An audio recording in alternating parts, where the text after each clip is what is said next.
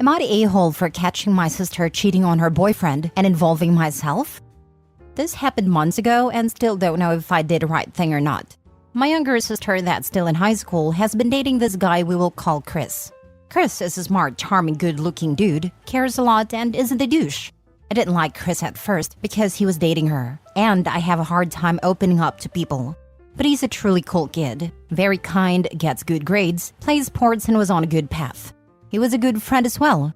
Anyways, I come home from work a few hours early, and there is a car sitting in my spot in the driveway. Didn't think much of it, because she always has friends coming over. I walk in the front door to see her with another guy in the living room. I didn't see much since they heard me open the door, and I looked away but I saw just enough to tell what was going on. I walked down the hallway to the bathroom to take a leak. It's away from the living room, and figured that's enough time for them to get dressed. I get done with my business. I walk back to the living room and discover the kid who was there is someone I went to high school with. Our age gaps aren't much. I was only 2 years older than him. This kid was a freaking loser. He gets stoned every day, smokes, gets trash grades, acts like a turd in class, and makes teachers cry. Just about the biggest sack of turd you can think of in a high school kid. I asked my sister why. I started going on about how kid is a loser and that she threw Chris away for this little a-hole. Pretty much just talking crap about this bag of trash that's in my house. That little a-hole didn't like I was saying those things and said he wanted to fight me outside. I told him to get the heck out of my house, and he refused. Grabbed him by the collar and dragged him out of the house like a ragdoll and shoved him out of the front door, causing him to fall on his face. He gets back up and leaves in his car. I'd just gotten back from my job school in the military and was away from home for 8 months and was going to the gym frequently. I'm in the reserves, aka part-time military, so I have a civilian full-time job that's only a few minutes away from home. My younger sister is bawling her eyes out. I said she messed up, and I asked her why she did this. No response. I'm already furious at this point, but trying to keep it cool. She didn't want to respond, so I just dropped it and went to go to work on my truck. Parents got home a few hours. Didn't tell them about it. They still didn't know. The rest of the entire day I was debating on telling Chris, since I was pretty sure my sister didn't want to. Part of me wanted to take my family's side, but I felt like that wasn't the right thing to do. I called Chris that night and told him what was up. He sounded very upset and said he would just break things off with my sister, which was understandable. My relationship with my sister still hasn't healed. I've maybe seen her 4 times in the past few months. Part of it is because I travel for work and work overtime. I don't like how I was involved in this, and if it were up to me, I wish I didn't go home early that day because I do feel bad sometimes. But when I saw what was going on, I put myself in Chris's shoes and what I would have wanted if I were him. Him and I still cool and hang out sometimes. Edit. Yes, I know it sounds weird that I grabbed a high school kid and dragged him out of the house, but we did go to school together, and I had a class with him. He refused to leave the house and wanted to fight. I'm pretty sure he is 18, both are seniors. Now for the top comments. Not the a-hole. Telling Chris was the right thing to do. All the a-hole stuff falls on your sister, sorry to say. I think it's better to rip the band-aid off and move on. Cheaters don't come clean in my experience. It just gets more messy. That opportunity you give them to have a sudden turnaround in personal integrity, they instead use to weasel parents and others on side to pressure you into silence. Or they come up with some twisted half-truths and gaslight the person being cheated on. The person being cheated on is being kept in the dark, and others are being made to feel an accomplice to it. Not the a-hole. If my significant other was cheating, I'd want to know ASAP, so I could break up immediately. Cheating and lying about it for a long time will hurt way worse when they find out it's been going on and they've been lied to forever. Now instead of wasting his life and time, he can now quit wasting his time with a cheater and start to move on and find a real girl who won't betray him. If she comes clean, good. Now she has to be a big girl and take accountability for her stupid actions. If she doesn't, then tell the kid yourself and give her no other choice but to face it head on. Not the a-hole. You always tell someone when they've been cheated on. It's a matter of life and death in some cases, and basic decency always. Wish my friends had this mentality when my ex-wife was running around town. I've gotten to the point where I am amicable with my ex and co-parent well, but those friends that knew and never told me, well, those friendships never healed. Next story. Am I the a-hole for refusing to take down a congratulatory Facebook post for one of my daughters? I, 56 female, have twin daughters Ava and Susie, 25, with my husband, 57 male. Ava and Susie have always been complete opposites, but they were best friends up until just before they both moved away for college. Ava got into one of the best schools in the country and moved across the country for it. And Susie got into a good school but not as great as the one Ava got into, and this is where the problems began.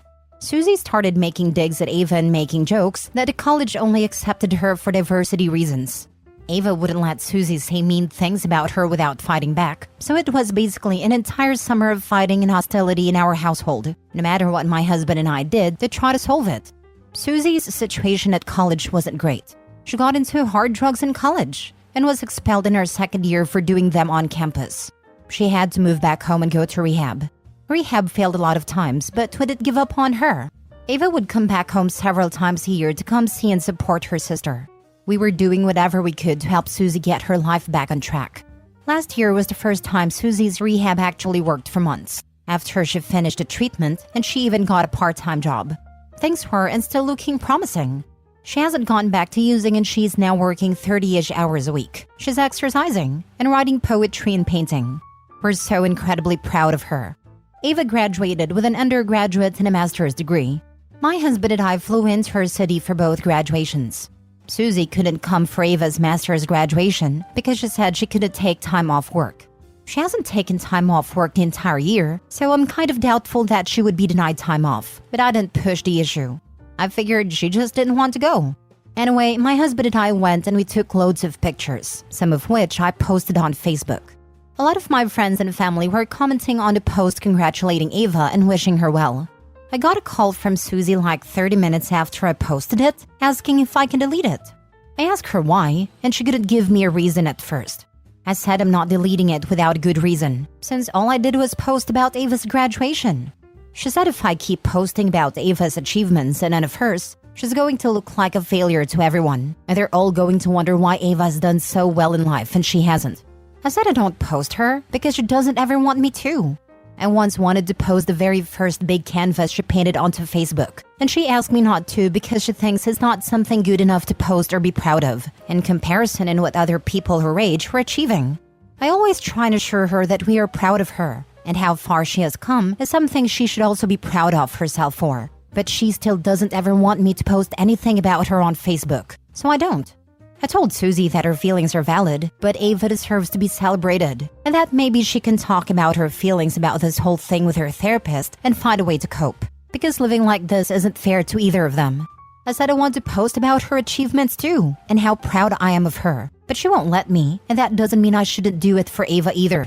I was going to ask Ava whether she minds if I take it down, but honestly, I think Susie needs to deal with this problem with her therapist, instead of forbidding us to celebrate Ava on social media.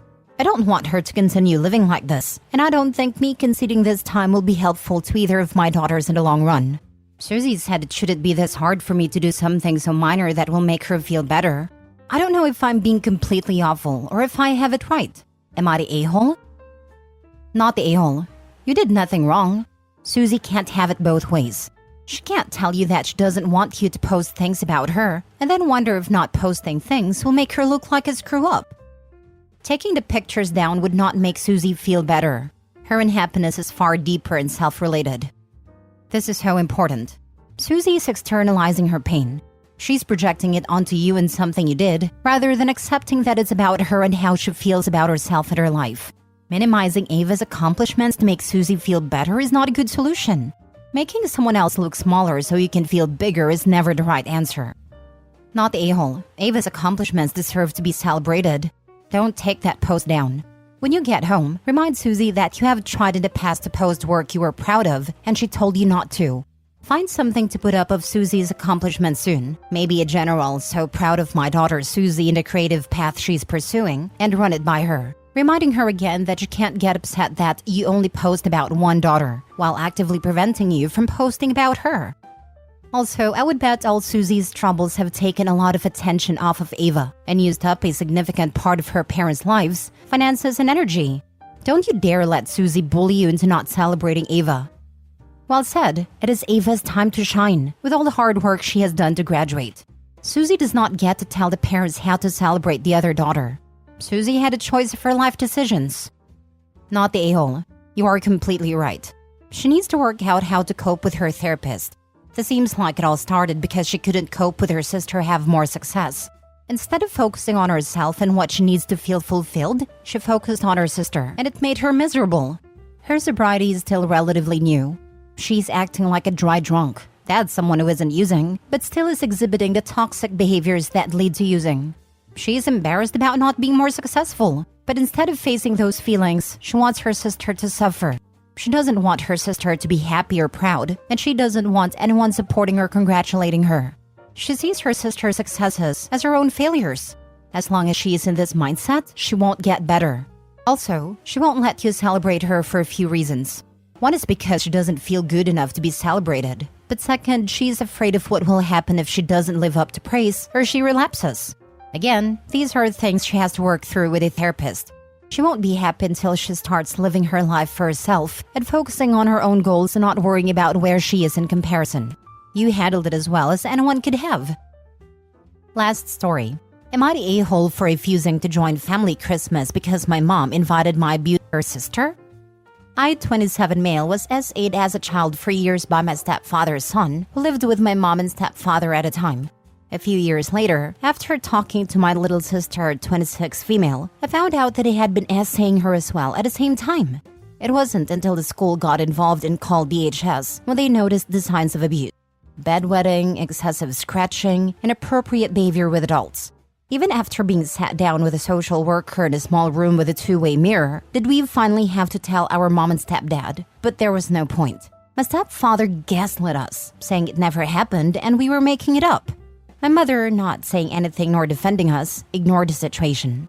Until about 2 years ago, when she admitted to my little sister, 24 at a time, in casual conversation, that she believed us the entire time, yet still never said anything. It's destroyed our mental health for years, on top of the verbal abuse from our stepfather and continued ignorance of our mom. My stepfather also has a daughter, close to her brother's age. She, of course, believed we were lying trying to cause drama in the family, since we were the kids intruding her family. We didn't communicate much with her and she soon became estranged from the entire family. My stepfather continued to be a horrible person. Years later, my mom is separated from him, even living in different homes and states for years. Recently, she's been spending time with him again, despite my sisters and I being against him in our lives again. But we choose to deal because it was either see our mom and deal with our stepdad or cut her off, and we weren't ready for that step. He continues to come to family events because he hopes to get remarried with our mom, despite his hatred for us. Christmas is coming and my mom decided to get a cabin for the weekend for the family, inviting my 3 sisters and their husbands, my father and his girlfriend. Then come to find out, our mom invited my stepfather's daughter, who we haven't talked to in over 10 years. My little sister is the one who found out, and she messaged my mom personally and older sister saying she isn't going. She said she can't handle being around him or his family anymore, and it would be better for her mental health to stay home. I, of course, agreed with her, saying I was refusing to go as well, for the same reason. My mom's only response was that she understands we have to prioritize our mental health, but said she'll see us after Christmas to drop off our cards. My little sister was very distraught and frustrated that my mom was choosing our stepdad and our abusers over her own kids. I'm used to it, since our family is just overall awful. But they always at least prioritized her feelings since she moved away after high school and barely sees them as is. Am I the a-hole for refusing to go to Christmas and stay by her side? Now for the top comments before the mini update. Not the a-hole, but your mom is. That is distasteful and dismissive of your hurt. Maybe you should sit this one out and let her feel your pain. I hate this kind of woman. Is the need of have a man in your life so great that sacrificing your kids seems sensible? Is the man so great that the suffering of your kids is not enough? OP, your mother is a crap stain, and you are not the a-hole. She's not going to. She is so self-centered that the mental health of her kids is invisible. Because if she's happy, why are they not? If she's like my mother-in-law, and she is, my mother-in-law is a self-centered witch. She's gonna cry a river because this was in the past. Why you cannot forgive and forget? We are family.